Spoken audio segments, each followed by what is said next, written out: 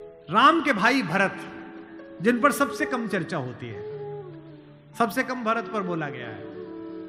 लक्ष्मण उनके साथ 24 घंटे रहते हैं। शत्रुघ्न पर तो कम ही बोला गया है, भरत पर सबसे कम बोला गया है। एक ऐसा भाई, सरस्वती ने देवताओं के कहने पर मंथरा की बुद्धि फेर दी। सरस्वती ने देवताओं के कहने पर कैकेयी की बुद्धि फेर दी। लेकिन जब भरत ने कहा कि मैं भैया को वापस लेने जा रहा हूं, तो देवताओं में खलबली मच गई। बोले यार अभी तो गया है ये, और इसको लेने ही चल दिया,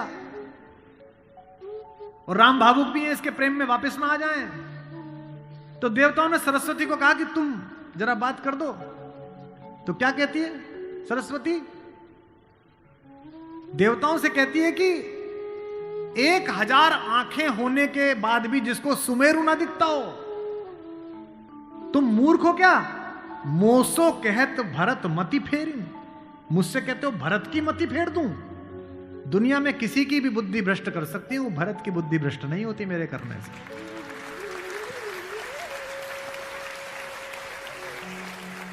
मराठी लोक कथा है, दक्षिण की राम कथाओं में है कि भरत जब भैया को ढूंढते हुए निकले तो पूरे खानदान को लेकर निकले। भरत ने कहा किसी की तो मान लेंगे, कौशल्या की मान लेंगे, ससुर को भी लेकर गए।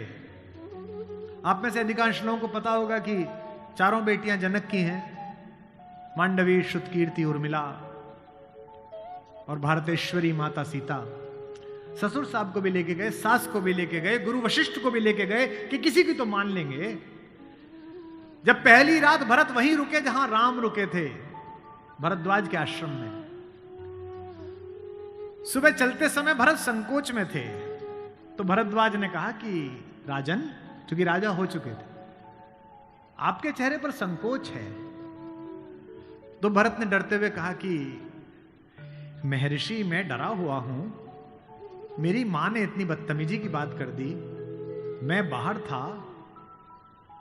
भरत को नहीं बताया गया था कि पिता दिवंगत हो गए, पता है आपको ये बात नहीं? भरत को संदेश भेजा गया था तो उसमें यह नहीं कहा गया था कि पिता एक्सपायर कर गए, यह कहा गया था कोई इमरजेंसी है, घर आओ।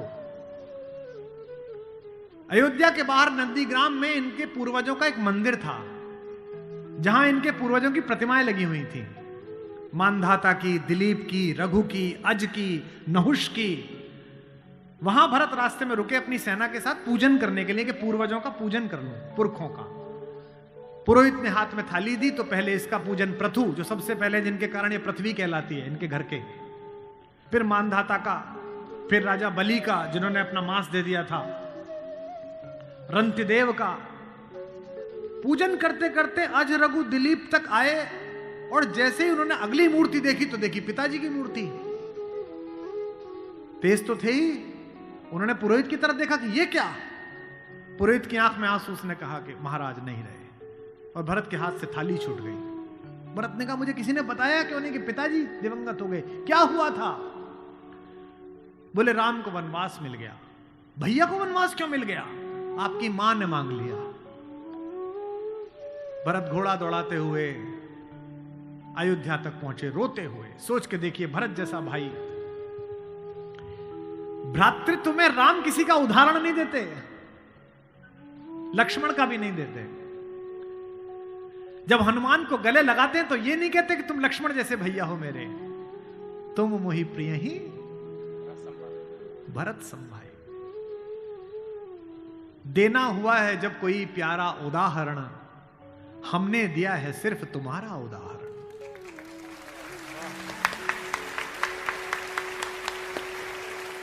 तो भरद्वाज से भरत ने पूछा कि भैया मुझे माफ तो कर देंगे ना? मैंने इतनी बड़ी गलती की, एक ऐसी गलती जो भरत ने की नहीं, उसके पश्चाताप में है भरत। मां ने इतनी गलती की, मुझे माफ तो कर देंगे? भरद्वाज ने कहा हे राजन, मुझे पता नहीं कि तुम्हारे बड़े भाई तुम्हें कितना प्रेम करते हैं या नहीं, लेकिन जब वो यहां से जा रहे थे और सुबह के समय उन्होंने गंगा पार करने के लिए पुरोहित को बुलाकर स्वस्ति वाचन का मंत्र किया, तो बड़े खुश थे, प्रसन्न थे कि मैं वनवास पे जा रहा हूं, चेहरे पे मुस्कुराहट थी। लेकिन पुरोहित ने हाथ में जल दिया और जैसे ही पुरोहित के मंत्रों के बीच में निकला कि जम्बू द्वीपे भरत खंडे, और जैसे ही भरत सुना, राम के हाथ से जल गिर गया और वो जमीन पर गिर पड़े और हाय भरत चिल्लाने लगे, इतना प्रेम तुम्हें राम करते हैं।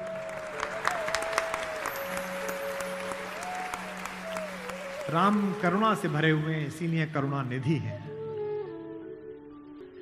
इसीलिए कहता हूं कि इस कहानी से पॉलिटिक्स सीखिए, इस कहानी से स्ट्रेटेजी सीखिए, इस कहानी से ह्यूमन वैल्यूज सीखिए, फैमिली वैल्यूज सीखिए। और जो राजनीति में लोग काम करते हैं उनसे भी अनुरोध है कि सदा जनता की भावनाएं ही सत्य नहीं होती। इस देश का पहला लोकतंत्र का मानक गढ़ा राम ने, जिसने कहा कि जनता ही सदैव सत्य नहीं है, नीति सत्य है। मैं इसको सिद्ध करके बताऊंगा अब आपको। जब राम जंगल गए तो सब दुखी थे, सब परेशान थे, हर आदमी उन्हें लौटाना चाहता था। अगर राम उसी दिन लौट आते तो सब खुश हो जाते, लेकिन राम ने जनमत का सम्मान नहीं किया, नीति का सम्मान किया।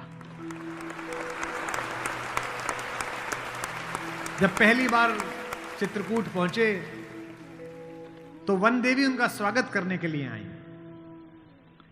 वन देवी ने पूछा कि आप मेरे यहां विश्राम करने आए हैं, मैं आपके लिए क्या कर सकती हूं। तो राम ने क्या मांगा होगा सोचो। राम ने कहा कि हे वन देवी, बाकी सब ठीक है, निभा लेंगे, पर्णकुटी बना लेंगे, फल फूल खा लेंगे, जिस रास्ते से मैं आया हूं उसके कांटे हटा देना। वन देवी ने कहा कि आप तो आ चुके, अब कांटे हटाऊं ना हटाऊं इससे क्या। राम ने जो उत्तर दिया वो आपकी आंख भिगोने के लिए काफी है। राम ने कहा कि मेरी तो कोई दिक्कत नहीं है, मेरे पैर में कांटे लग गए, पर मुझे ढूंढता ढूंढता मेरा भाई भरत इसी रास्ते से आएगा, उसको कांटे नहीं चुभने चाहिए, कांटे हटा दे।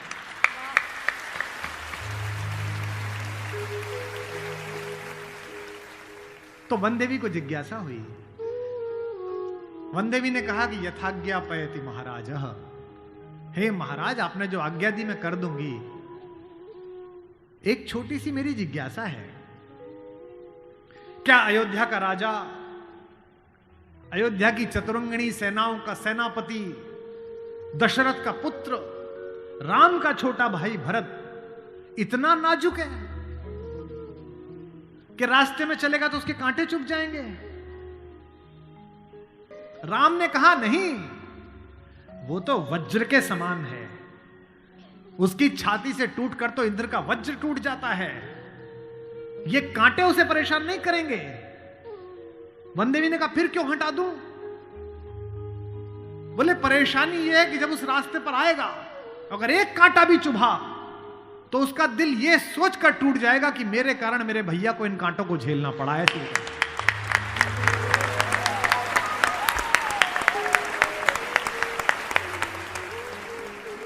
बिना चप्पलों के भरत चले, और जब चले तो भाई मृदु भूमि सकुच मन मन ही, भूमि भी संकोच से भर गई।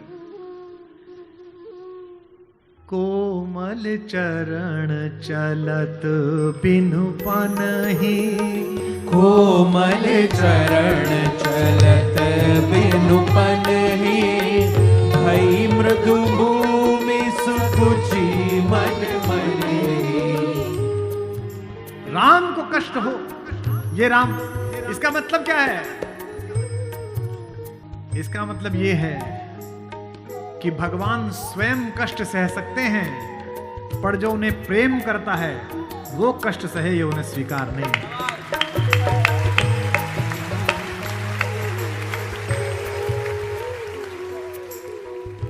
चित्रकूट में रात्रि का समय है,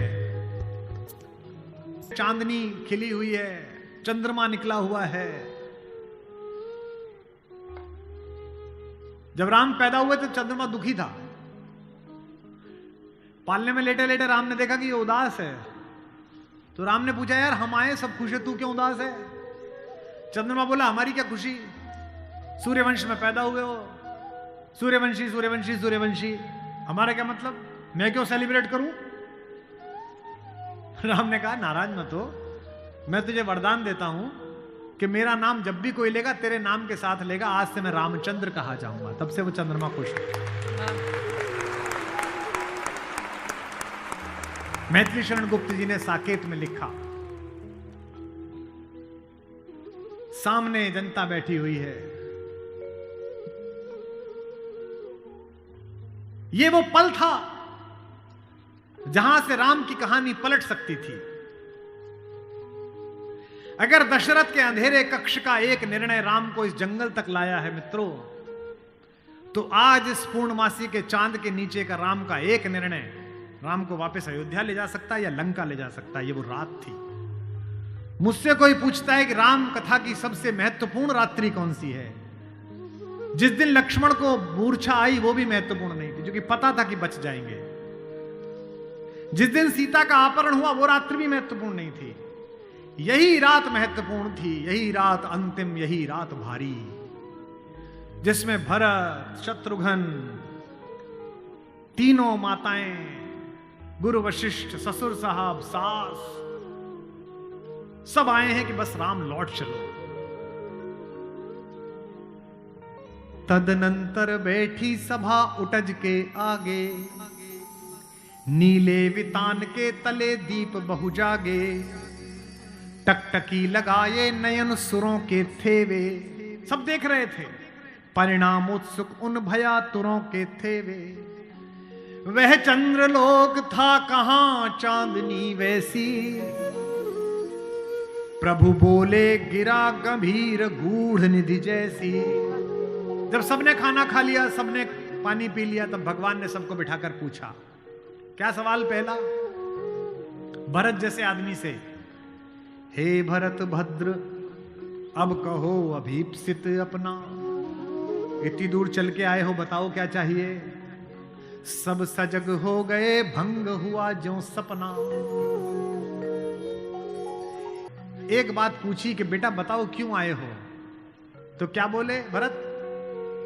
हे आर्य रहा क्या भरत अभीप्सित अब भी। आप मुझसे पूछते हो कि मुझे क्या चाहिए? मुझे तो सब मिल गया भैया। इसी दिन के लिए तो मेरा जन्म हुआ था, पिताजी मर गए मेरे कारण, आप जंगल में बैठे हो मेरे कारण, सोने के आभूषण पहनने वाली मेरी भाभी एक वलकल पहने हुए मेरे कारण, जिसके सर पर अयोध्या का राजमुकुट होना चाहिए था उसके सिर पर जटाजूट है मेरे कारण। हे आर्य रहा क्या भरत अभीप्सित अब भी, मिल गया अकंटक राज्य उसे जब तब भी। पाया तुमने तरुतले अरण्य बसेरा, रह गया अभीप्सित शेष तदपि क्या मेरा। और मैं इसलिए भरत पर फिदा हूं कि भरत इतिहास का अकेला पात्र है जिसकी गलती नहीं है फिर भी प्रायश्चित कर रहा है।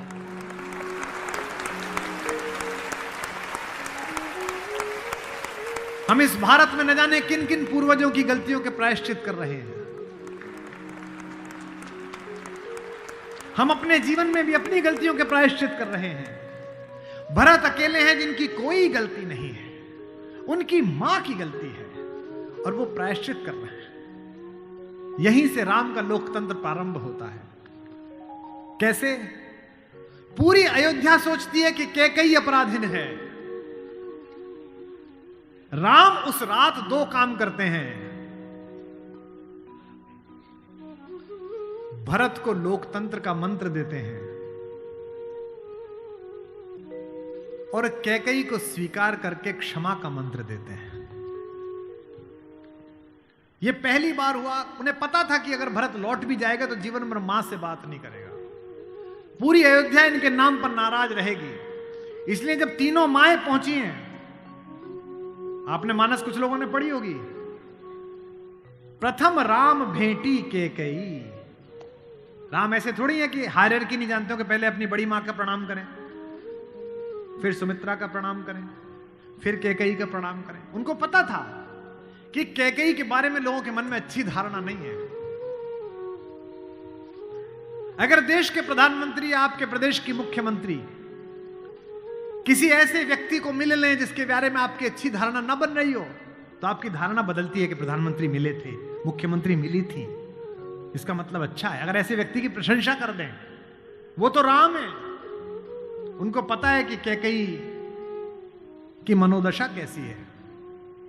और कैकेयी खुद कहती भी है, कहती है बेटे मुझसे जो अपराध हुआ है वो किसी से नहीं हुआ है।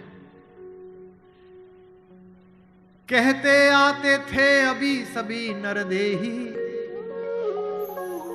माता न कुमाता पुत्र को पुत्र भले ही, पर हाय आज यह सुने विरुद्ध विधाता, है पुत्र पुत्र ही बनी कुमाता माता। क्या कहती हैं?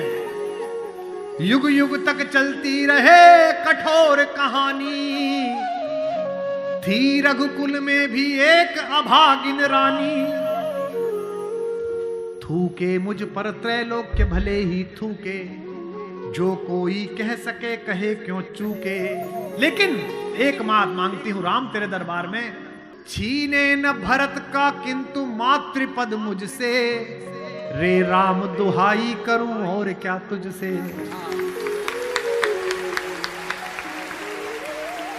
सोचिए कैसा क्षण है, अपने ही बेटे को मांग रही है राम से।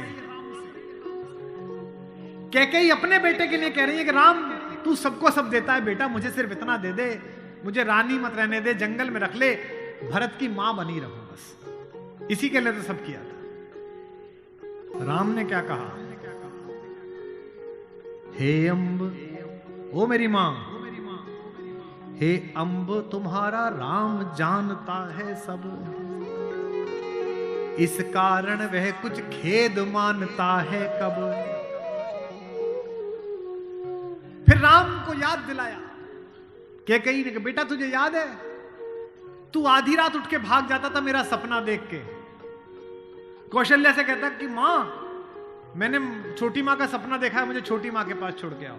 और तुझे गोदी में लेके कौशल्या मेरा दरवाजा खटखटाती थी, अरे यो कोयल, ये तेरा कोयल का बच्चा जाग गया, रो रहा है तेरे लिए। होने पर बहुधा अर्धरात्रि अंधेरी, होने पर बहुधा अर्धरात्रि अंधेरी, जी जी आकर करती पुकार थी मेरी, लो कुहुकुनी, ओ कोयल, लो कुहुकुनी तेरा कुहुक राम यह जागा, लो कुहुकुनी अपना कुहुक राम यह जागा, निज मंझली मां का स्वप्न देख उठ भागा। होने पर बहुधा अर्धरात्रि अंधेरी,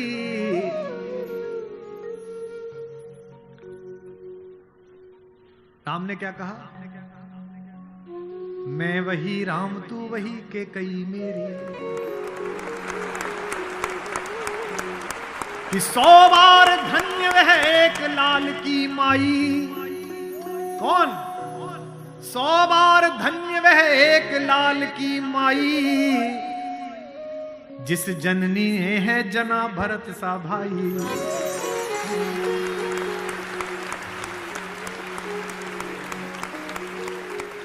पागल सी प्रभु के साथ सभा चिल्लाई, 100 बार धन्य वह एक लाल की माई, 100 बार धन्य वह एक लाल की माई, 100 बार धन्य।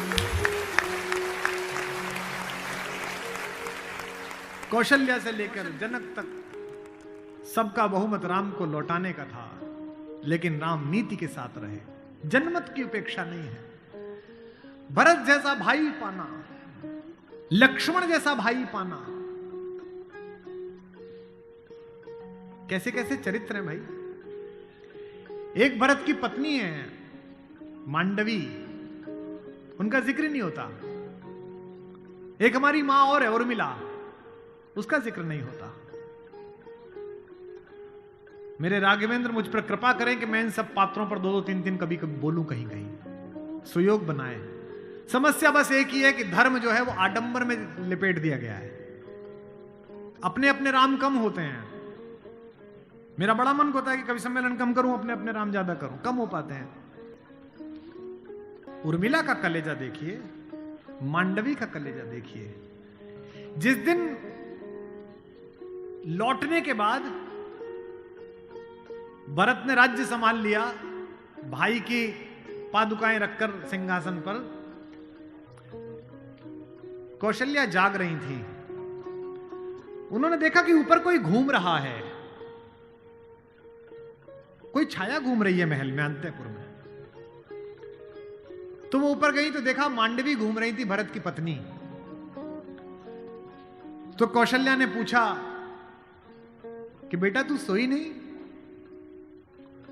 उसने कहा हां मां, मैं अभी जाग रही हूं।